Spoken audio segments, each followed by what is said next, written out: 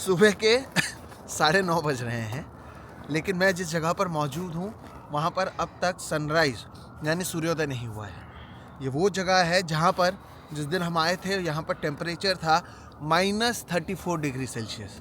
अब जब मैं आपसे बात कर रहा हूँ, यहाँ के लोकल्स कहते हैं कि यहाँ पर गर्म है फ़िलहाल, क्योंकि अभी टेम्परेचर है -20 डिग्री सेल्सियस।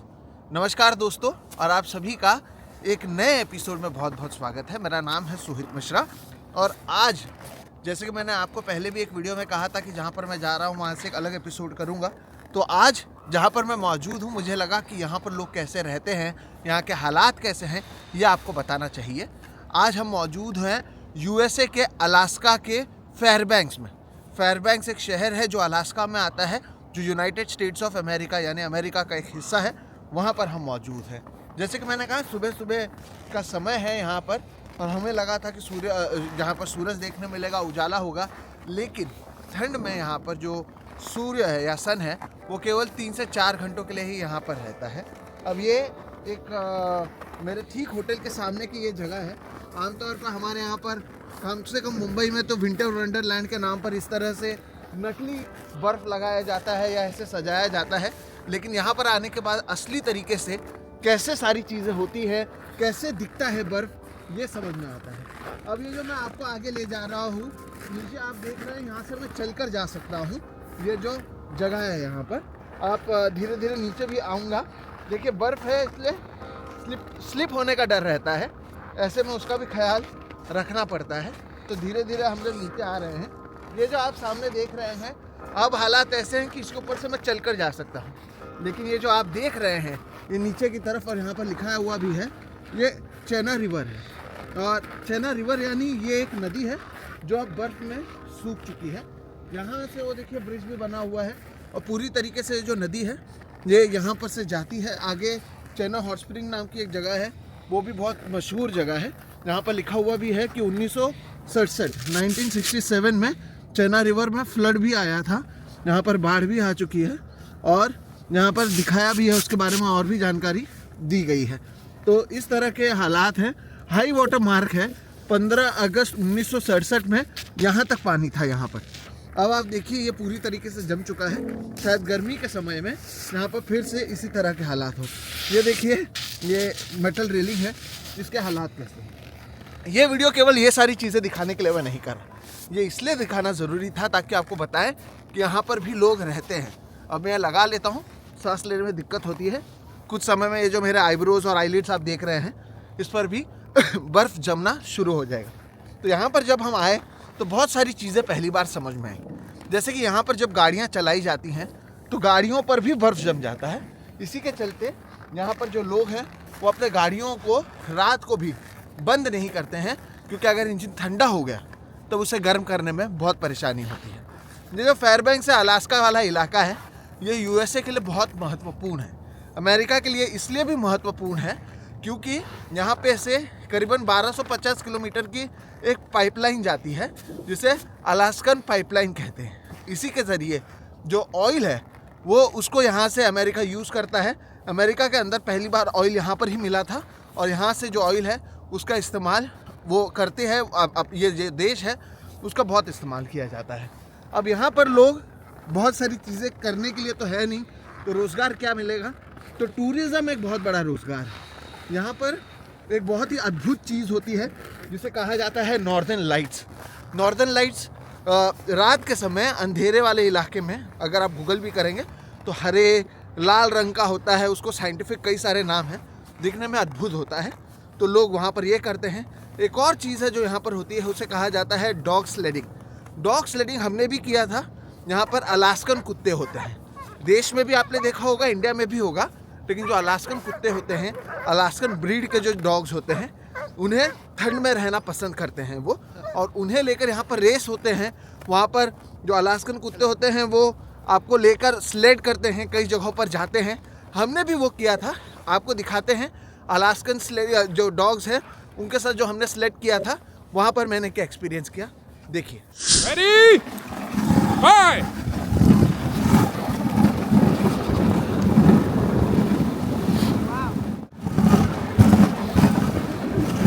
अलास्का के -20 डिग्री सेल्सियस में आप क्या कर सकते हैं।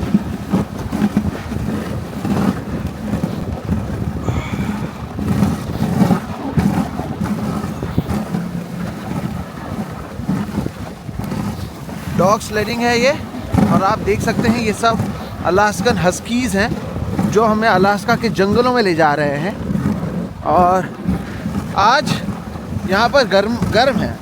ये कहा जा रहा है कि आज जो 20 डिग्री सेल्सियस है यहाँ पर 20 डिग्री सेल्सियस माइनस, वो गर्म है, क्योंकि कल जब हम यहाँ पर थे तो -34 था। आप देख सकते हैं मेरे जो आईलिड्स हैं वो जो आईब्रोज हैं वो बर्फ़ में आ चुके हैं।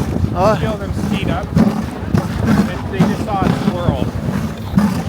जो यहाँ पर अचानक से जो अलास्कन हस्कीज की यहाँ पर आप देखें कि उन्होंने पेस बढ़ा लिया है, वो इसलिए क्योंकि उन्होंने यहाँ पर एक गिलहरी, एक स्क्विरल देख लिया है, जिसकी वजह से आप देख सकते हैं कि उन्होंने अपनी रफ्तार बढ़ा दी है। और अब हम अलास्कन जंगल्स में घूम रहे हैं। तो देखा आपने, एक अलग और बहुत ही अद्भुत एक एक्सपीरियंस था ये जो डॉग स्लेडिंग हमने किया। इसी तरह से जो नॉर्दर्न लाइट्स की मैं आपको बात कर रहा था, एक चीज़ आपको समझना होगा कि ये जो नॉर्दर्न लाइट्स है ये हर जगह पर दिखता नहीं है। नॉर्थ पोल में या पृथ्वी के कुछ ही हिस्से हैं जहाँ पर सूर्य से जो किरणें निकलती हैं उसके इलेक्ट्रोमैग्नेटिक वेव से उसको इंटरैक्ट होने के बाद ये नॉर्दर्न लाइट्स हरे, लाल और अलग अलग रंगों में नज़र आते हैं, जिसके लिए लोग यहाँ पर आते हैं। लगभग 10 बज चुका है, लेकिन जो सूरज है वो अभी भी यहाँ पर नहीं आया। अब क्योंकि यहाँ पर -34 डिग्री सेल्सियस तक तो हमने देखा, लोग कहते हैं -70 डिग्री सेल्सियस तक जाता है, तो उस तरह से आपको बहुत सारी चीज़ें पहननी पड़ती है। स्नो बूट ज़रूरी है, अंदर सॉक्स आप 1-2 से ज़्यादा पहन सकते हैं। मैंने जैसे कि मसलन के तौर पर थर्मल्स है 2, उसके ऊपर एक टी शर्ट है, उसके ऊपर एक जैकेट है, उसके ऊपर एक दूसरा जैकेट है, और फिर भी मुझे ठंड लग रही है। ये जो टोपी आप देख रहे हैं, एक मेरी टोपी कहीं पर गुम हो गई यहाँ पर, तो फिर अलास्का से ये एक प्यारी सी टोपी ली है। महंगी है लेकिन अच्छी है। रही बात यहाँ पर लोगों की, तो लोग बहुत कम समय के लिए काम कर पाते हैं, क्योंकि जो उजाला है वो बहुत कम समय के लिए रहता है। तो जो होटल और रेस्टोरेंट्स हैं आमतौर पर मुंबई, दिल्ली में रात को 2-2 बजे तक शुरू रहते हैं, यहाँ पर ऐसा नहीं होता, 8-9 बजे तक ही होता है। हम जिस गाइड के साथ गए थे, जो पहले दिन हमारे साथ गाइड था, जो हमें नॉर्दर्न लाइट्स दिखाने के लिए ले गया, वो US मिलिट्री में काम कर चुके थे, वो इराक वॉर में काम कर चुके थे, और अब टूरिज़्म का काम वो यहाँ पर करते हैं। तो यहाँ पर आप देख पाएंगे कि जो टूरिज़्म एक बहुत बड़ा क्षेत्र है यहाँ पर रोज़गार मिलने के लिए। लगभग 50,000 के आसपास लोग रहते हैं, जो हमने गूगल करके यहाँ पर पाया। और उसी तरीके से आप पाएंगे कि यहाँ पर जो टूरिस्ट हैं वो बहुत आते हैं, भारत से कम आते हैं, लेकिन चाइना और हांगकांग इन जगहों से, और USA के तो कई जगहों से जो लोग आते हैं, उनकी संख्या यहाँ पर ज़्यादा होती है। तो यहाँ पर आना अपने आप में एक अलग एक्सपीरियंस है। इस तरह से आप ये जो देखेंगे, पेड़ देखेंगे जिसके ऊपर बर्फ़ पड़ी है, ऐसा नहीं है कि स्नोफॉल हुआ है, लगभग 8 दिन पहले स्नोफॉल हुआ था, लेकिन माहौल ही ऐसा है कि जो स्नो है वो पिघल नहीं रहा है, क्योंकि मौसम ऐसा है। ऐसे में यहाँ पर जो बर्फ़ है वो आपको पेड़ों पर इसी तरह से नज़र आएगी। इसके साथ ही साथ क्योंकि सड़कों पर लगातार गाड़ियाँ चल रही है, मैंने आपको कहा कि जो गाड़ी हैं उसे बंद नहीं करते हैं, तो बर्फ़ में तो क्योंकि जो रोड्स हैं वो स्लिपरी हो जाती है। ऐसे में यहाँ की जो म्यूनसिपल गवर्नमेंट है, यहाँ की जो सरकार है, वो हर सुबह जो सड़क है वो स्लिपरी ना हो, फिसलन ना हो, इसके लिए केवल बर्फ़ को क्लियर नहीं करती है, बल्कि उसके ऊपर ये जैसे कि आप देख रहे हैं ऐसी चीज़ें डालते हैं जिसकी वजह से जो बर्फ़ है वो बनी रहे। आगे अभी आपको सड़कों पर ये नज़र आएगी। तो ये एक सुबह है अलास्का की, एक अलग सुबह है जो आपको अलग अलग जगहों पर देखने नहीं मिलती है, लेकिन यहाँ पर आना अपने आप में एक अद्भुत एक्सपीरियंस है। अलग अलग देश के लोगों से आप मिलते हैं, उनकी कहानियाँ सुनते हैं, अपनी कहानियाँ बताते हैं, उनके साथ घूमते फिरते हैं। हमें यहाँ पर आकर अलग अलग डिशेस के बारे में पता चला, यहाँ के लोग क्या खाते हैं। एक अद्भुत बात यहाँ पर यह भी पता चली कि अधिकांश लोग यहाँ पर मांसाहारी होते हैं, क्योंकि जाहिर से बात है कि यहाँ पर इतनी बर्फ़ में आप कुछ उगा नहीं सकते, ज़्यादा चीज़ें मिलती नहीं हैं, और क्योंकि हंटिंग ही एक अहम ज़रिया है खाना बनाने या मांस पकड़ने का, तो जो लोग हैं वो हंटिंग खुद करते हैं, यानी शिकार करते हैं यहाँ पर। नहीं तो यहाँ पर जो मांस मटन है वो बहुत महंगा होता है। लेकिन अगर आप मेरी तरह से शाकाहारी हैं तो घबराइए मत, आपके लिए भी यहाँ पर बहुत सारे ऑप्शंस मौजूद हैं। यहाँ पर कई सारे रेस्टोरेंट्स हैं। जाहिर सी बात है कि अगर आप यूएसए के कोई दूसरे शहर में जाएंगे, उसकी तुलना में यहाँ पर जो रेस्टोरेंट्स हैं वो ज़्यादा महंगे हैं। उसकी वजह भी यह है कि यहाँ पर आपको -34 डिग्री सेल्सियस में खाना दिया जा रहा है, तो उस खाने को लाया जा रहा है, तो इसलिए यहाँ पर उसके चार्जेस भी ज़्यादा है। लेकिन यहाँ पर खाना जो है वो हर किस्म का खाना मौजूद है। यहाँ पर भारतीय रेस्टोरेंट्स भी मौजूद हैं, तो अगर आप अपने देश को मिस कर रहे हैं और देसी खाना खाना चाहते हैं तो वो भी आपको यहाँ पर मिल जाएगा। तो ये सारी चीज़ें देखकर आप क्या सोचते हैं? एक अलग चीज़ है जो यहाँ पर नज़र आती है। देखिए कितने सुंदर तरीके से यहाँ पर पोलार बेयर बनाया गया है। हमें उम्मीद थी कि हम भी पोलार बेयर देखेंगे, लेकिन पता चला कि ठंड के समय पोलार बेयर सोते हैं, लगभग 4, 5, 6 महीनों तक वो सोते हैं। और फिर जब जैसे जैसे तापमान सुधरता है या गर्मी बढ़ती है तब वो बाहर आते हैं और शिकार करते हैं। देखिए कितनी खूबसूरती से यहाँ पर बर्फ़ में से बनाकर छोड़ दिया गया है। तापमान ऐसा है कि बर्फ़ पिघलेगा नहीं और ये महीनों महीने रहेगा। केवल पोलार बेयर नहीं है, पोलार बेयर का एक छोटा सा जो बच्चा है वो भी यहाँ पर मौजूद है। और आप देखें कि कोई भी यहाँ पर जो टूरिस्ट है, जो प्रवासी हैं, जो यहाँ पर आए हैं, वो इसके साथ छेड़छाड़ नहीं कर रहे हैं। इतनी बर्फ़ पे भी आपको कहीं पर भी कचरा नज़र नहीं आएगा। सुंदरता हर तरफ है, कचरे के डब्बे हर तरफ हैं। तो केवल स्वच्छता स्वच्छता वाला स्लोगन का इस्तेमाल नहीं किया जाता है, यहाँ पर वाकई स्वच्छ चीज़ों को रखा जाता है। यहाँ पर यही हमारा होटल था और ये केवल होटल के सामने से हमने आपको इतनी सारी चीज़ें बताई हैं। अगर आप यहाँ पर आएंगे तो आपको डायरेक्ट फ़्लाइट्स नहीं मिल पाएगा, आपको अलग अलग जगहों से फ़्लाइट्स लेना पड़ेगा। मसलन के तौर पर इंडिया से आपको यूएस के किसी एक शहर में फ़्लाइट लेना होगा, फिर वहाँ से आपको फेयरबैंक्स के लिए फ़्लाइट लेना होगा। उसमें भी आपको जो है बीच में रुकना पड़ता है, एक स्टॉप लेकर आना पड़ता है, यानी एक लंबा सफ़र आपको यहाँ पर करना पड़ेगा। अब क्योंकि क्रिसमस का समय था, आप पाएंगे कि सारी जगहों पर सजाया गया था। हम आए थे एक ऐसे समय में जहाँ पर यूएसए के सबसे बड़े त्यौहार को मनाया जाता है, वो है क्रिसमस और नया साल। इसलिए आप देखिए कि अब भी कई जगहों पर जो लाइट्स हैं वो लगाए गए हैं। और दिन के समय पर भी लाइट्स इसलिए शुरू हैं, क्रिसमस ट्री यहाँ पर मौजूद है। लाइट्स इसलिए हैं दिन के समय पर भी क्योंकि यहाँ पर उजाला ही देर से होता है और बहुत कम समय के लिए होता है। तो ये नज़ारे, ये शहर और यहाँ की जो जानकारी है ये मैंने आपको देने की कोशिश की। ये देखिए, ये बर्फ़ ना जाने कितने समय से बना हुआ है। यहाँ पर अगर आप आएंगे तो केवल डालियों पर नहीं, यहाँ पर सिग्नल्स पर बर्फ़ है, हर एक खंबे पर आपको बर्फ़ नज़र आएगा और खूबसूरत तस्वीरें हर जगह पर बनाई गई है। और ये जो मैं बात कर रहा था, सड़कों पर इस तरह से कुछ पत्थर और ऐसी चीज़ें रखी जाती है जिसकी वजह से आप स्लिप नहीं होते हैं, क्योंकि ये बर्फ़ नहीं है, ये बर्फ़ जमी हुई है, कम से कम 7-8 दिन से जमी हुई है। फिर भी आप फिसलेंगे नहीं क्योंकि उसका यहाँ पर ख्याल रखा गया है। तो ये एक अद्भुत अपने आप में एक्सपीरियंस है जो अगर आपको संभव हो तो करना चाहिए, और ऐसे ही समय में करना चाहिए जब तापमान सबसे कम हो।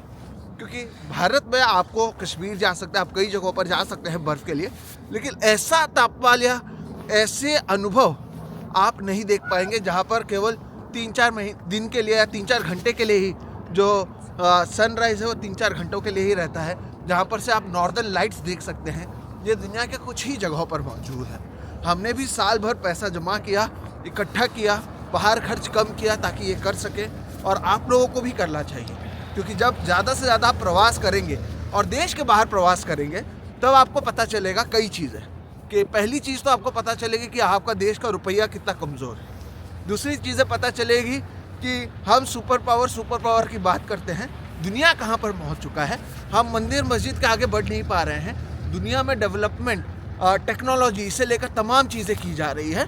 यहाँ पर भी कोई ये नहीं कहता कि ये बाइडेन की वजह से हुआ या ट्रम्प की वजह से हुआ।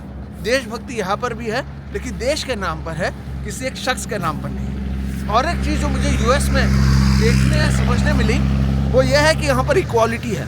आप माने या ना माने, यहाँ पर कानून सबके लिए एक जैसा काम करता है। अगर मैं यहाँ पर पुलिस को फ़ोन करके किसी की शिकायत करूँ तो ये नहीं देखा जाएगा कि सामने वाला शख्स कमज़ोर है, ताकतवर है, अमीर है या गरीब है।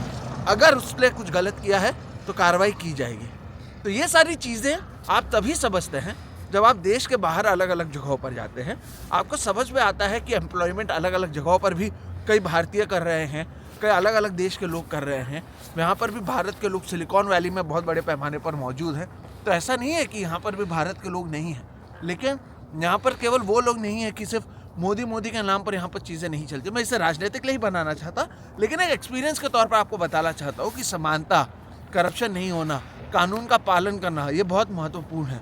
यहाँ पर जब हरी सिग्नल लगती है तभी लोग यहाँ पर से गाड़ियाँ लेकर जाते हैं, लाल सिग्नल पर रुकते हैं, पार्किंग यहाँ पर मौजूद है वहीं पर पार्क करते हैं। कई जगहों पर ऐसा है कि आप पार्क करिए, आप खुद पैसे भरिए और फिर आप अपनी गाड़ी लेकर जाइए। उसके बावजूद यहाँ पर कोई मौजूद नहीं रहने के बावजूद लोग जब गाड़ी पार्क करते हैं तो पैसा भरते हैं। तो ये सारी चीज़ें हैं। ये जो मैं गाड़ी की बात कह रहा था, जाते जाते आपको बताऊँ, ये जो गाड़ियाँ हैं आप पाएंगे कि हर किसी को यहाँ पर शुरू रखा गया है। उसकी वजह यह है क्योंकि ठंड में वो उसे बंद नहीं रख सकते, इसलिए गाड़ी को गर्म रखने की कोशिश होती है।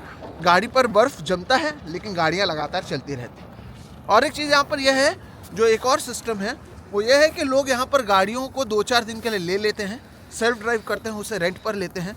ओला तो नहीं, ऊबर है यहाँ पर, क्योंकि ऊबर महंगा पड़ जाता है, क्योंकि यहाँ पर कोई एक शख्स गाड़ी लेकर आपको यहाँ से कोई भी चीज़ 2-3-4 माइल, यहाँ पर किलोमीटर नहीं माइल्स में यहाँ पर लोग बात करते हैं, वहाँ पर ले जाना होता है तो महंगा पड़ता है। ऐसे में लोग गाड़ियाँ खुद हायर करते हैं, रेंट करते हैं और लेते हैं। तो ये सारी चीज़ें दर्शकों बताने का कारण ये है क्योंकि ये एक अलग अनुभव है। दुनिया में कई जगहों पर लोग घूमने जाते हैं, लेकिन एक अलग तरीके से यहाँ पर जो लोग रह रहे हैं, पानी पीते हैं, कैसे रहते हैं, कितना कपड़ा पहनते हैं, कैसे खाना खाते हैं, ये अपने आप में अद्भुत है। और मुझे लगा कि हमारे दर्शकों को तो ये बताना ही चाहिए। आपको ये वीडियो कैसा लगा? क्या आप कभी फेयरबैंक्स अलास्का आना चाहेंगे? साथ ही साथ आप ये सब देखकर क्या सोचते हैं, ये सारी चीज़ें ज़रूर बताइएगा। देश लौटने के बाद फिर से जिस तरह से आमतौर पर हम बातचीत करते आए हैं वो करते रहेंगे, तमाम मुद्दों पर बात करेंगे। लेकिन अब यहाँ पर जो हालात है वो मैंने आपको दिखाने की कोशिश की है। ये लाइट्स, ये नज़ारे, इन्हीं के साथ मैं आपको छोड़ जाता हूँ। और जैसे कि मैंने कहा, ये कोई टूरिस्ट जगह पर मैं मौजूद नहीं हूँ। शहर के बीच एक कोने पर, एक किनारे पर मैं मौजूद हूँ, होटल के सामने। और तो भी ये इतना खूबसूरत है। सोचिए यहाँ पर जो दूसरे नज़ारे होंगे वो कितने खूबसूरत होंगे। मैं उम्मीद करता हूँ ये वीडियो आपको पसंद आया। SM ऑफिशियल के सभी दर्शकों को नए साल की ढेरों शुभकामनाएं। मुझे पता है नए साल आए समय हो चुका है, लेकिन क्योंकि अब हम वीडियो कर रहे हैं तो इसलिए आपको अभी मैं कह देता हूँ ढेरों शुभकामनाएं। आप लोग स्वस्थ रहिए, मस्त रहिए। ये वीडियो जब तक शायद रिलीज़ होगा तब तक मैं देश में लौट आऊँगा, ये उम्मीद है। और उसके बाद हम हर रोज़ पहले की तरह ही कई वीडियोस, कई चर्चे और कई नई चर्चे करते रहेंगे। फिलहाल ये वीडियो इतना ही। आपको कैसा लगा ज़रूर बताइएगा, आपके कमेंट्स का इंतज़ार रहेगा। आप देख रहे हैं सोहित मिश्रा ऑफिशियल, मेरा नाम है सोहित मिश्रा। फिलहाल इतना ही, नमस्कार।